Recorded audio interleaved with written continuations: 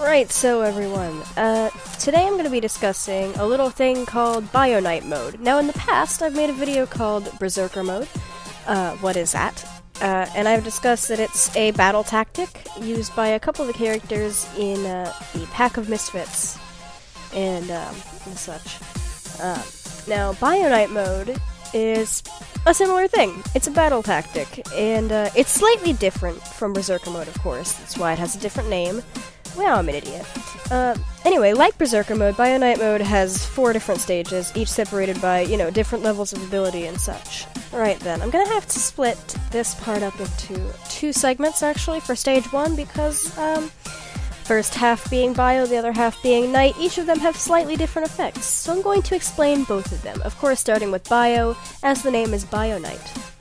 Now, one half of the stage, Bio, makes no visual changes to the character, and I'm going to take Birdie here as an example. So it makes no visual changes to Birdie here. Instead, her biology is just reanimated to be quite a bit stronger and faster, just overall better. Birdie's boost in strength is only to a certain degree. It doesn't make much of a difference unless it's pushed even further to stage 2. While the second half, Night, only makes a small physical change to the character, it is completely necessary to move on to stage 2. The physical change in question is either glowing eyes or an aura beginning to form around the character. In stage 2 of BioNight, the 2 halves of the first stage are forgotten, and 2 completely different benefits will improve at the exact same rate.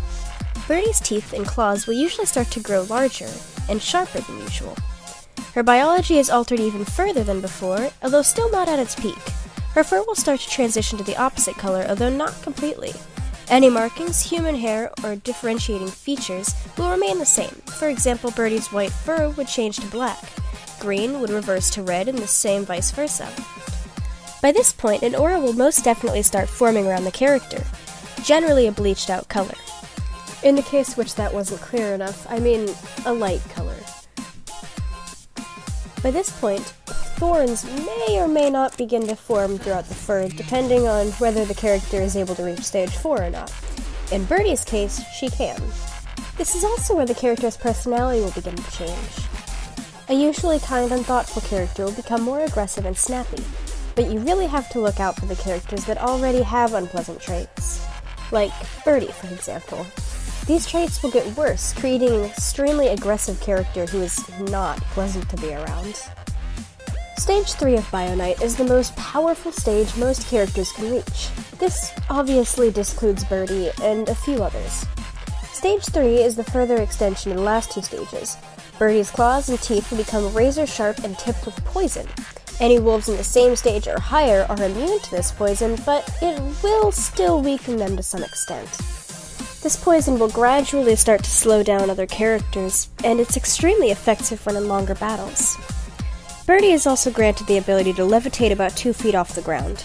That, and she's guaranteed thorns growing out of her fur which are tipped with this same poison. However, they're much harder to attack with. Her personality will go completely out of whack, creating what could likely be considered an absolute monster. Characters in this stage are extremely difficult to defeat unless another character has a similar power, such as Berserker mode or Leviathan mode, if not the same ability. The 4th and final stage of BioNight mode is quite different from the priorly mentioned 2, and it's only reachable by a select few wolves. Birdie is supposedly among them, but she's never actually reached it. The character will grow wings, oozing with the same poison from earlier. The character is of course able to fly with these wings. And the character will begin ruining the environment around them and is extremely deadly. All the traits from the previous 3 stages are stretched even further than before, breaking the limits completely. This stage is extremely overpowered, which is why it's close to impossible to reach. Now, much like Berserker mode, this mode also has its limits. I'm sure you're thinking, why doesn't Birdie just stay in this mode so she can kill everything? Well, you're a thinker, but we have something for that too. Not only does BioNight mode have loads of benefits, it's also got a couple problems. It does have a timer to balance it out. It doesn't really last that long, actually. The only way to activate it is by extreme anger or by killing something in certain cases.